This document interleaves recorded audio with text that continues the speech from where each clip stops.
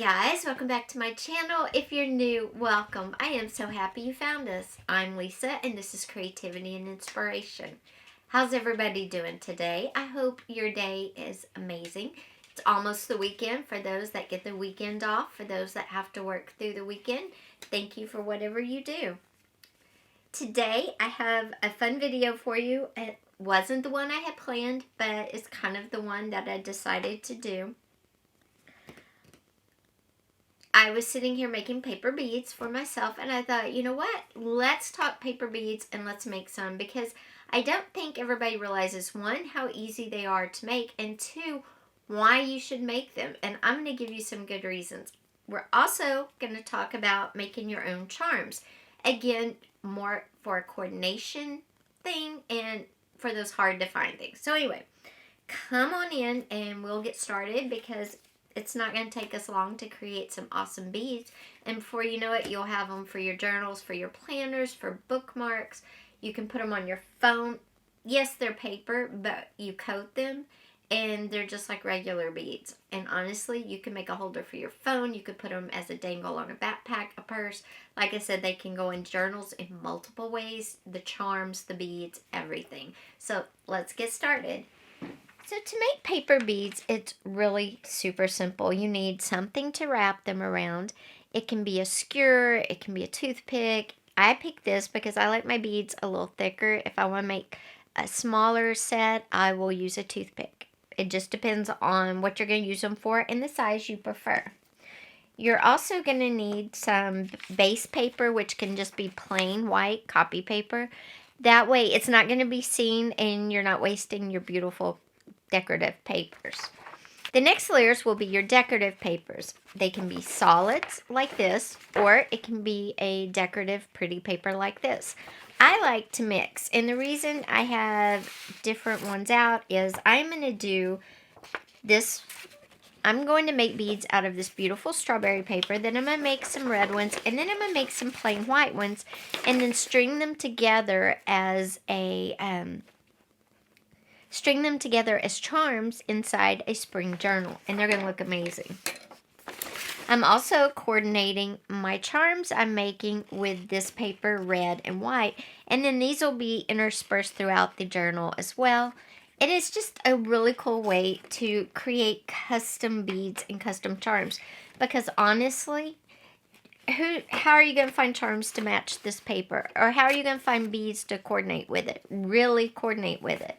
So this is great fun, and you get to make custom beads. All you do is super simple, is you mark your papers, and what I did is I went ahead and did my marks. You mark them at 1 inch, and you'll cut the strip, and this strip is 8.5 inches wide, okay? So I went 1 inch up, and I'm going to cut across, so it's 8.5, so 1 by 8.5. The next layer is going to be at 1/2 inch, so I went up for 1/2 inch, and I'll cut all the way across, and then 1/4 inch. You're making 3 strips of paper. The white one is the first layer, the second, and the third layers, okay? And that'll make that paper bead shape you've all seen, of course. If you haven't, stay tuned, you'll see it. You can go to the end of this video and see the finished ones if you'd like. And then I did the same marks on the red paper, and I've done them on my strawberry paper as well. I just have to find them. It's the only bad thing about marking on patterned paper, you might lose your marks. But if you do, no big deal. You can always mark it again. Anyway, so let's cut the base papers. In all of the bases, you need 1 good layer of just a base paper. Like I said, this is the layer that won't show at all. So I like to use just plain copy paper. And I'm going to make, let's see, I'm going to make white beads, all white paper. I'm going to make red beads, all red paper. And then I'm going to make all decorative paper. So besides the white strips I need for the white bead, I will need 3 strips for the base of all my beads. So let's cut those real quick. All right, I just went and got my paper cutter. That way my lines will be semi-straight anyway, maybe. Maybe not. And all I'm going to do is line my paper up and do this. Okay, there's my 1/2 inch strip for my white bead. And there's my 1/4 inch strip. Now, oh, I kind of did it on this one already. If they're a little off, that's fine. I'll tell you why in a minute. Okay, I'm going to cut the rest of these real quick, and I will be right back. Same way, we're going to have a 1 inch strip, a 1/2 inch strip, and a 1/4 inch strip for each bead we're going to make. And I'm also going to cut 3 1 inch white strips just for the base layer that nobody's going to see. So I'll be right back with all those. Okay guys, so here are the strips for the red bead, strips for the strawberry bead, and then I haven't trimmed the white. Oh, I do have the strips for the white bead, but I've done something else. If you look at these, I have tapered one end down. And this is just so the middle of the bead does not get to be so large and unmanageable. It's really easy to do. And I'm going to do a white one for you.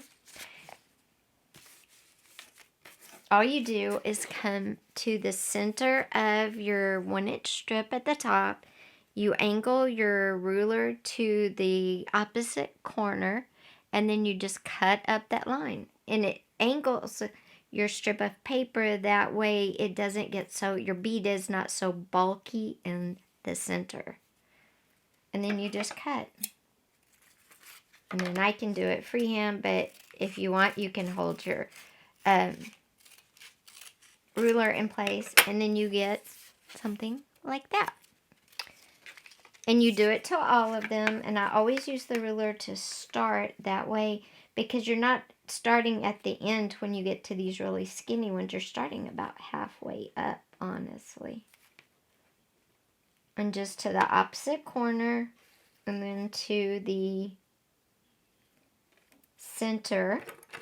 And then this one's starting a little higher. And once I get started, it's fine. I can work my way to the center.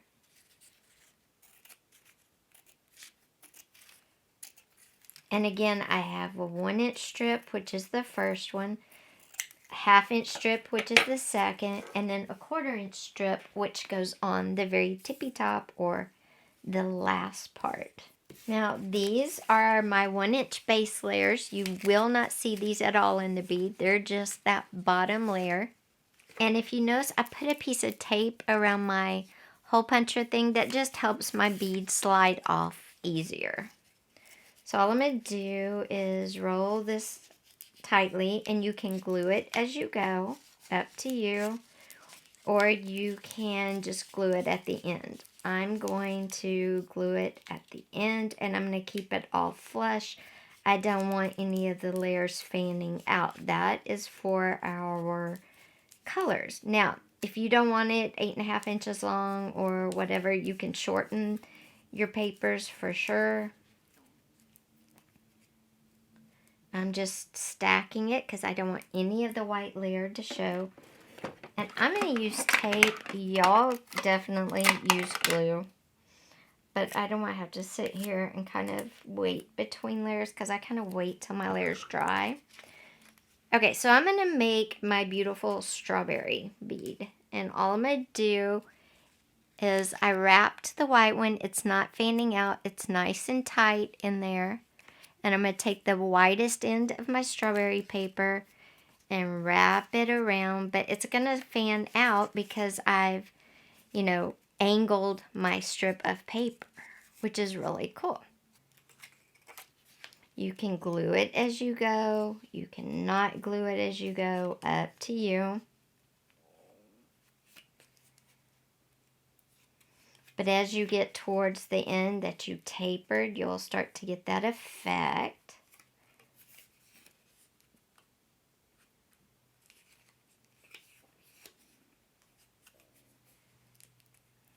Okay. Now we're going to tape that off. And we're going to go to our next layer, which is our 1/2 inch layer that we tapered down. So we start with the widest section. And put a little tape on here. You can, by the way you wrap them, you'll get all different sizes, which is great. Okay, and we're going to tape off this end. Now, by this time, I might start gluing in a minute because I don't want any tape to show. And we're going to do our last layer, and then we're going to glue it down with Mod Podge. And then once you get to the end, you glue that down. You can pull it tighter or looser, up to you. I'm also going to coat the whole thing in Mod Podge because I want it to, one, I want it to stay put, but two, I want it to be shiny. I am using a glossy Mod Podge because I want my bead to be shiny. You can also put gloss on them to make them shine. You know, you can put whatever you want. You could add something with a little glitter. You could do embossing powder. You can totally make them your own the way you wrap them. You don't have to wrap them like I did. You can totally wrap it however you want. You can play with how much, you know, paper shows, how much doesn't. And then you just pull it off like that. And you have your first paper bead. How cool is that? It was very simple. It's just wrapping the paper we cut into different layers. Okay? Now, while that's drying, before I start on the next one, let's talk about our little charm. What I did was I used my 1-inch hole punch. I punched a hole out of a piece of white cardstock, a piece of packaging, and a piece of my decorative strawberry paper. I painted the white cardstock silver because I wanted it to look like a silver charm on the back. And then the front is my decorative paper. And what I'm going to do is I'm going to take my glossy Mod Podge and I'm just going to cover it and give it a good coat. And I'm going to cover it in the back too. Then you let it dry and it will be shiny. I'm going to wipe off the excess. And it will be shiny and it will look like a matching little charm. And that's why I like making my own paper beads and charms, because then I can customize them towards the journal I'm working on, which is really cool. So let's do one more. And this time I'm not going to do the white base paper. I'm just going to do the red. And I'll tell you why. Because I want the red to spread out more along my bead winder here, which is actually some type of hole punch. Okay. So I'm going to get it, and I'm not taping it because that's my tape. I don't want to tape it to that. But I'm going to wrap it, and I'm going to wrap this one a little tighter than I did the first one, just because I want it to look a tad different. And I'm just going to keep wrapping and wrapping till I get to the end. Okay. And since I have the Mod Podge out, I'm going to glue this one down. You just wait a second and it'll stay down. So there's our first layer with just a decorative paper, no white paper underneath. Looks good, right? Now we're going to come in with our next layer, our 1/2 inch. And we're going to start with the widest end. And we're going to start right in the center. Now, if you don't want them to be long, you want them to be more circular, then you're going to stay in the center and use tighter wrapping, and don't allow it to spread out. If you want to be round too, don't, you know, if you want it to be round, don't angle your papers.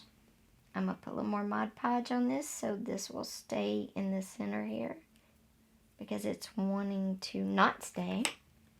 And on this one, I'm not using any tape because I normally don't use tape. I was doing that to show you guys how to do this. And I'm just wrapping right down the center. It's going to get that kind of big in the center look.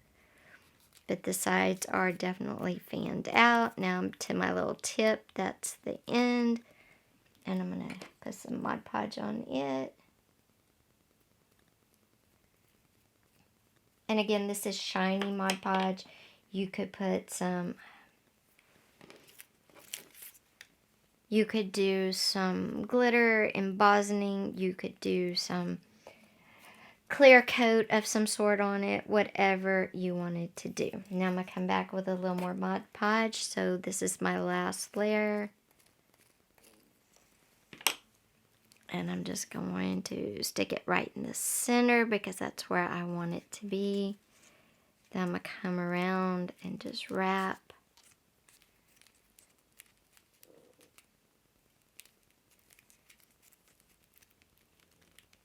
You can stop anytime if it's getting too fat and you don't want that fat.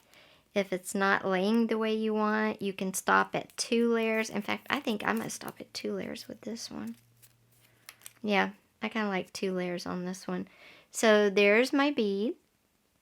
Super excited. You could put some gloss on these, whatever you want to do, but you have to make sure you can get it off. My tape's in the way. I'm going to make the last white bead off camera and then come back and you can see them all together strung up at the end of the video.